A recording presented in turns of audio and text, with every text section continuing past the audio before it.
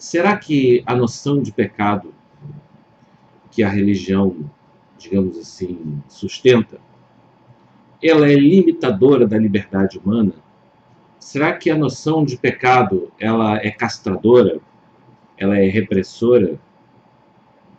Como que, né? Como é que a gente pode se posicionar? Qual é a nossa impressão diante deste conceito, um tanto quanto, em algumas vezes, em alguns momentos e para algumas pessoas, extremamente devastador, né? Que muitos acreditam que incute, né? Que inculca, né? Ou de uma certa forma transmite um sentimento de culpa, né? Até que o filósofo alemão Friedrich Nietzsche dirá que a flor mais perversa, né, que brotou da religião é a culpa, né, o sentimento de culpa. E o sentimento de culpa, segundo muitos, e até certo ponto é verdade, está profundamente ligado à noção de pecado, e isso traz uma série de mal-estar, conduz a uma consciência, uma má consciência, enfim,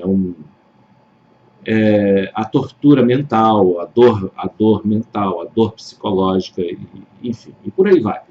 Né? Então, essas são algumas das críticas que normalmente se faz com relação à religião, com relação à consciência religiosa, com relação à noção de pecado, que foi, segundo muitos, é o que está, digamos assim, promovendo todo esse estado de coisas assim, né, em muitas pessoas. Mas nós vamos tentar pensar isso de uma forma um pouco mais aprofundada.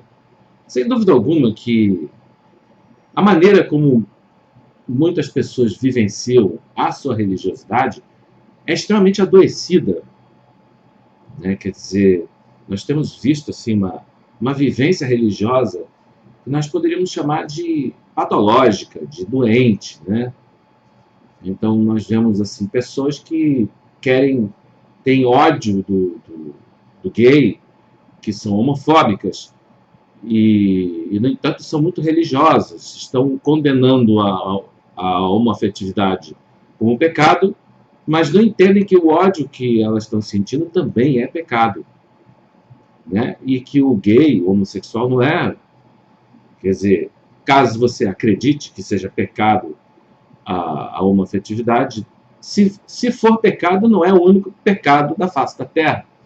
Então, algumas pessoas dão ênfase só a alguns ou algum pecado e esquece os outros, né? Então, por exemplo, nós temos 10 mandamentos, mas muitos falam só do 7º mandamento, que é não adulterarás, né? Então, se você tropeça no 7º mandamento, você é uma coisa ruim, você é um sujeito mau, você é um pecador. Mas se você tem ódio no coração, se você é hipócrita, não, isso não tem problema, né? Se você é maconheiro, se você fuma maconha, se você usa droga, você é perverso, né? Mas se você mente, se você calunia os outros, não tem problema. Não tem tanta gente por aí, né, que condena a pessoa que usa droga, mas não se incomoda face à calúnia de alguém só porque é o seu adversário no campo político, né? E, no entanto, está escrito lá, não dirás falso testemunho contra o teu próximo, né? Então, sem dúvida alguma que a noção adoecida de pecado, a maneira adoecida e patológica, né, sem dúvida alguma, de se vivenciar a religiosidade, ela é extremamente opressora, repressora, castradora, mas esse sujeito não é um religioso, esse sujeito é um sociopata, né? Então, nós vemos assim que a religiosidade vivenciada dessa forma, sem dúvida alguma, é extremamente castradora. Agora, mas atualmente eu rompi com todos os grupos religiosos, né? Mas eu, desde muito novo, eu não tenho nenhum problema com a noção de pecado, porque eu entendi né? Todas as pessoas que falam que o pecado, que a noção de pecado, ela é castradora, elas têm um entendimento diferente do que eu tive. Eu noto isso. Então, se a gente pega, por exemplo, os 7 pecados capitais, né, que a tradição fala: luxúria, avareza, vaidade, gula, orgulho, enfim, todos eles, eu não consigo lembrar de todos os 7, os 10 mandamentos.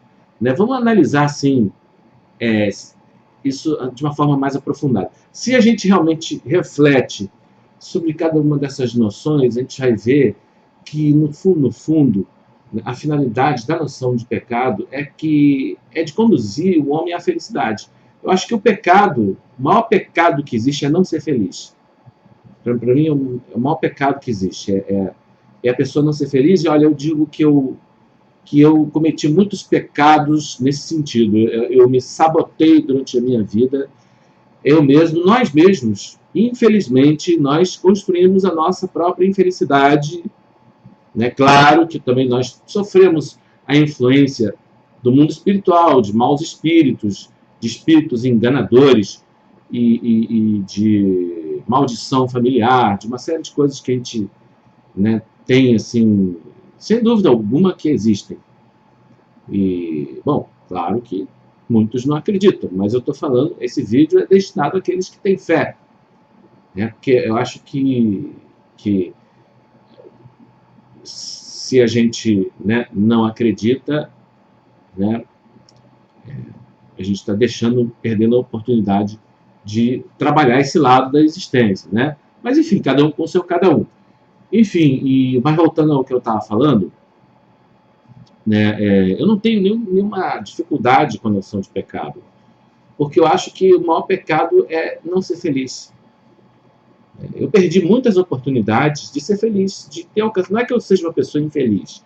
Eu não me considero uma pessoa infeliz, mas eu poderia ser muito mais, eu poderia ter alcançado muito mais.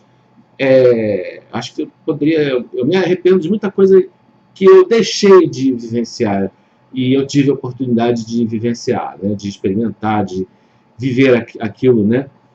E eu acho que uma oportunidade perdida, ela não retorna nunca. Isso é um grande pecado, isso é um imenso pecado, e esses pecados são os piores. E analisando, né, quer dizer, essa noção com o que eu vejo que a religião ensina, vamos falar de religião em termos cristãos, né? Mas eu acho que, em essência, o que as Sagradas Escrituras ensinam, e o que a tradição, o que a teologia, né, os teólogos, eu não digo todos, mas os sábios, os principais, né, teóricos, especialmente Emanuel Swedenborg, que viveu no século XVIII, não é reconhecido pela igreja, pelas igrejas convencionais, mas foi um grande revelador, né, um grande teólogo revelador. Então, vamos pensar assim, cada um desses mandamentos, né, não furtarás. Furto é um pecado. Né? Imagine se nós vivêssemos num mundo onde as pessoas não furtassem, não roubassem nada. Você poderia deixar o seu carro estacionado na esquina sem tranca, sem se preocupar, poderia deixar a porta aberta. Você poderia se dormir tranquilo, né? Se as pessoas realmente não pecassem nesse sentido. Se vamos pensar, por exemplo, o pecado da gula. O pecado da gula, ele atrapalha a minha felicidade, assim como o pecado do furto atrapalha a minha felicidade, né?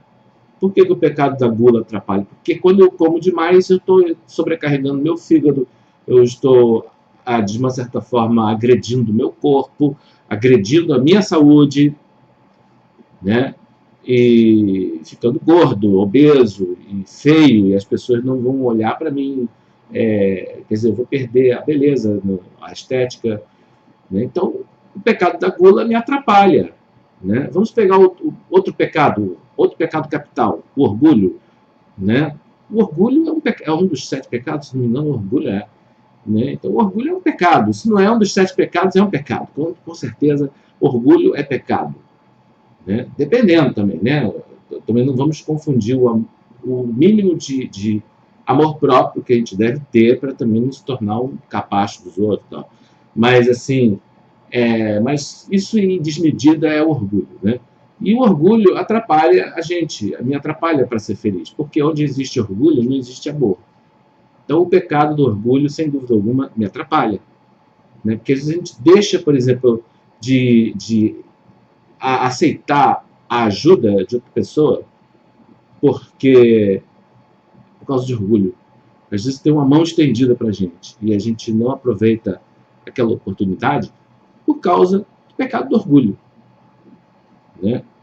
E, e por aí vai. E os outros pecados também, a vaidade. A vaidade é uma coisa que me atrapalha muito, porque quando a gente está pensando muito na nossa autoimagem em si mesmo, né, em se autopromover, nós não estamos sendo naturais, né, porque é uma coisa do ego. E o ego não é a nossa verdadeira essência, né? Então a vaidade está me atrapalhando para eu ser feliz, né? A gente tem que fazer a coisa sem a falsa humildade, né, mas também sem vaidade, sem ego, né? A vaidade está intimamente associada ao ego, né, que é nosso falso eu, né, que é uma carapaça que está cobrindo uma parte mais, né, pura de nós mesmos, que está perdida e esquecida, que é a nossa essência, nosso homem interior, né, a nossa pessoa interna.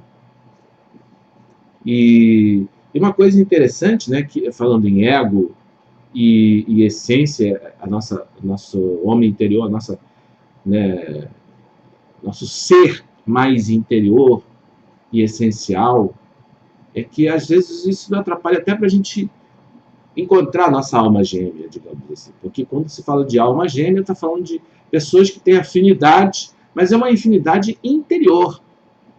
Entendeu? Mas até para isso o orgulho atrapalha, porque a afinidade entre duas almas gêmeas é só a nível essencial e não a nível de ego. A nível de ego, eles podem até se enfrentar, né? Por isso que tanta gente por isso, acredito eu, que tem tanto divórcio por aí, né? Então isso está me atrapalhando de ser feliz, né? Então vamos pecar, é ótimo, vamos pegar, né, os outros pecados capitais, que eu não vou me lembrar de todos eles.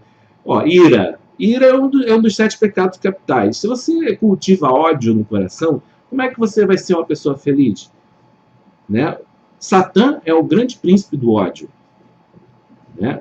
Agora, eu estou me lembrando aqui de um pecado que Cristo condenou, assim, muito bem condenado, que é a hipocrisia. Cristo chegou para os fariseus, né, e disse assim: hipócritas, hipócritas, raça de víbora, fariseu hipócrita. E ele tem uma passagem no Evangelho onde Cristo fala assim a palavra hipócritas, hipócritas, mais várias vezes, assim seguidas, cada versículo, né? Então é a palavra que inclusive Cristo, é o pecado que Cristo mais condenou, foi a hipocrisia, né? O hipócrita, ele simula ser uma coisa que ele não é, né? Então é um sujeito que diz que está combatendo a corrupção, né? Mas desde que seja a corrupção do PT. Se for a corrupção do PSDB, né? Então se a pessoa é contra, né, a corrupção só de um partido, ela não é contra a corrupção, é contra aquele partido. Às vezes a pessoa não é contra a corrupção, é contra o PT, né? Ou é contra o PRQT, ou é contra qualquer outro partido. Estou dando um exemplo aqui, né? Então é o sujeito que, né, é contra a corrupção desde que ela combata o seu adversário no campo das ideias. Aí é esse tipo de combate à corrupção. A pessoa acha que ela está dando uma de moral, né, de moralista. Mas o moralismo dela é de Maquiavel, porque é Maquiavel que diz que os fins justificam os meios, né? E ele ainda diz mais que para os amigos os favores e para os inimigos a lei. Isso está no Príncipe de Maquiavel, né? Então, para os meus amiguinhos na esfera política, a blindagem; para os inimigos na esfera ideológica e política, a lei, né? Então só aplica a lei para quem é meu inimigo, para quem é, né, tem afinidade com a minha ideologia política, pode ser ladrão, pode ser corrupto à vontade, né? Então essa pessoa está combatendo a corrupção, ela é contra a corrupção? Não, ela é uma grande hipócrita, né? Se Cristo tivesse hoje, chamaria essa criatura de hipócrita. E essa indignação seletiva é um grande pecado. Inclusive, a pessoa que pratica a indignação seletiva, ela é muito perigosa. Ela é um ente extremamente perigoso para a sociedade, né? Porque daí se vê que o hipócrita, né, ele é uma figura perigosa, ele é extremamente perigoso, assim como o homem ignorante também é.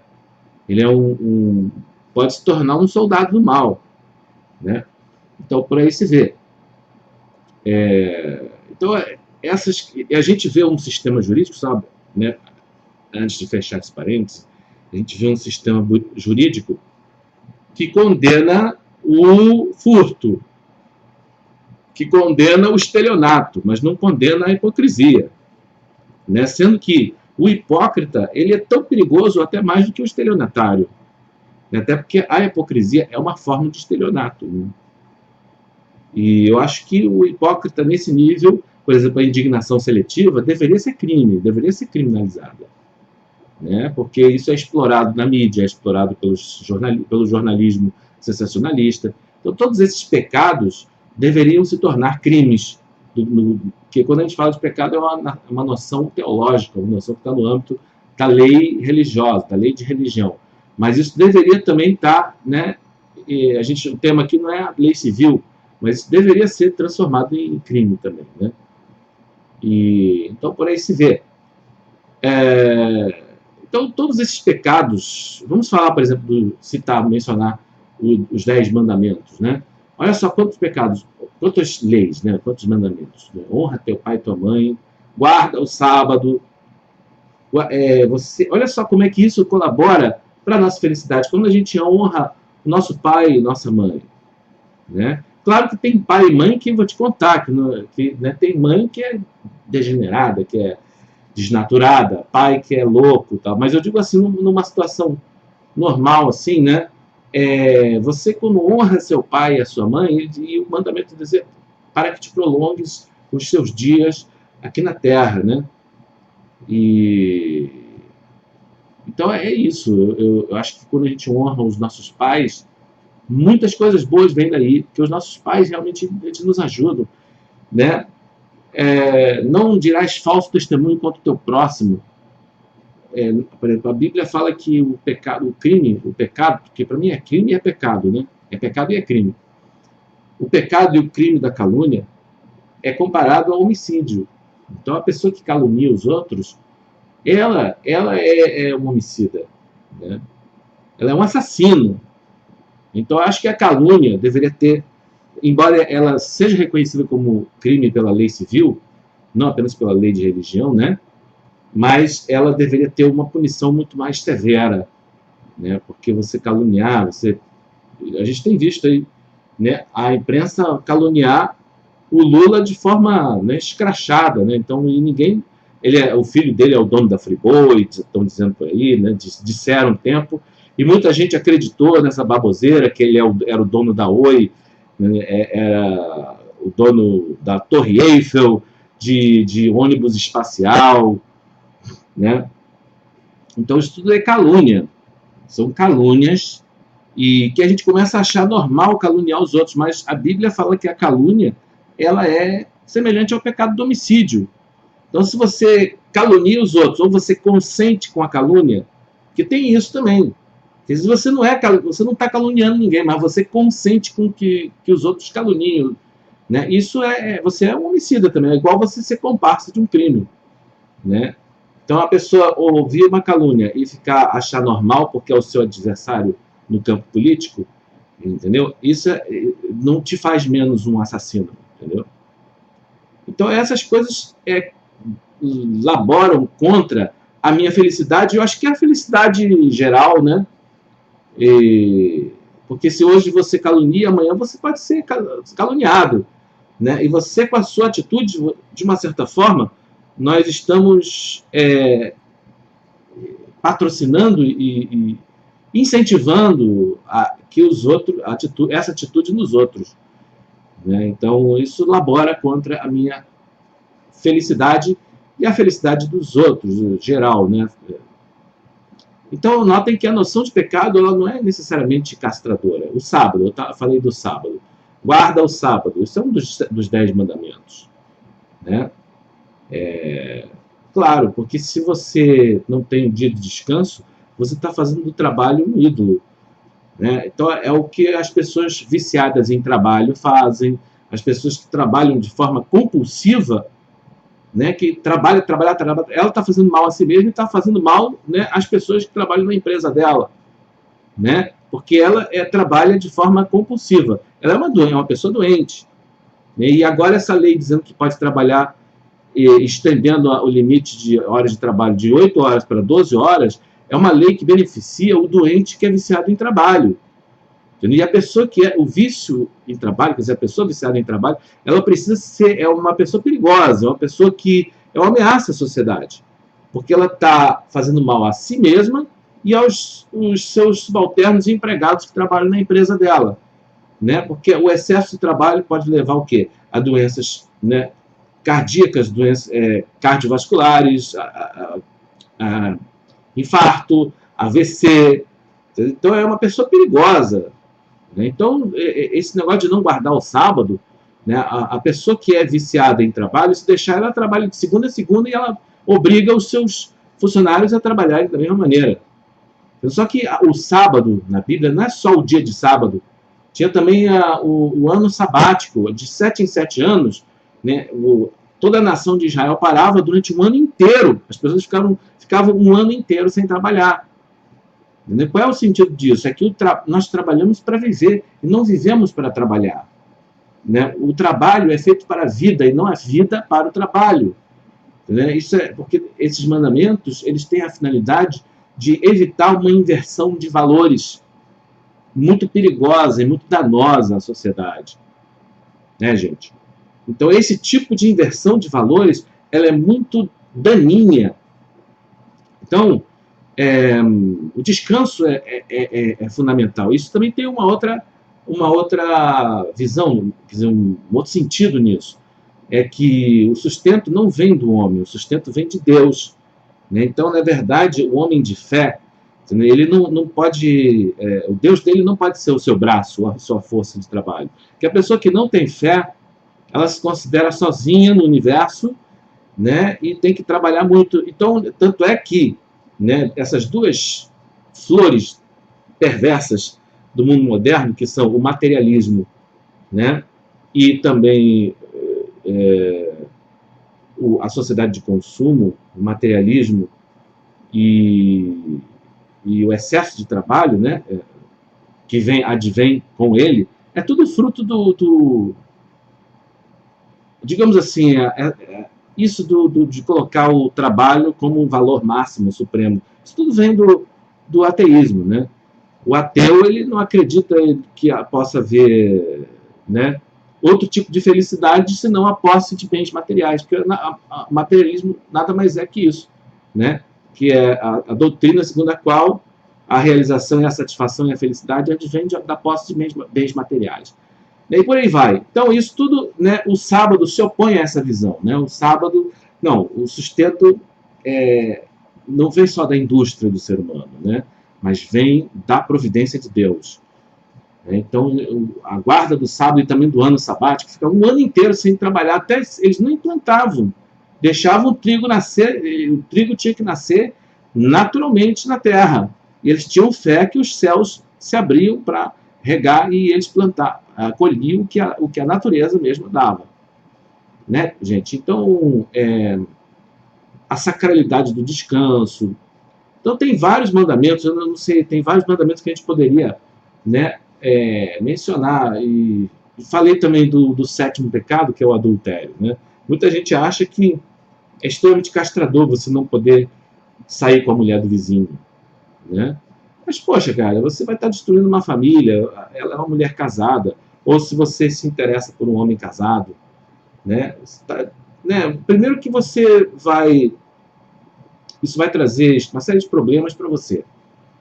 Não é uma pessoa disponível, é uma pessoa compromissada. Claro que isso vai trazer dor de cabeça. Claro que isso não pode ser uma coisa saudável. Tem tanta mulher, tanto homem, né, dando sopa. Para que você vai pegar uma pessoa casada? Entendeu?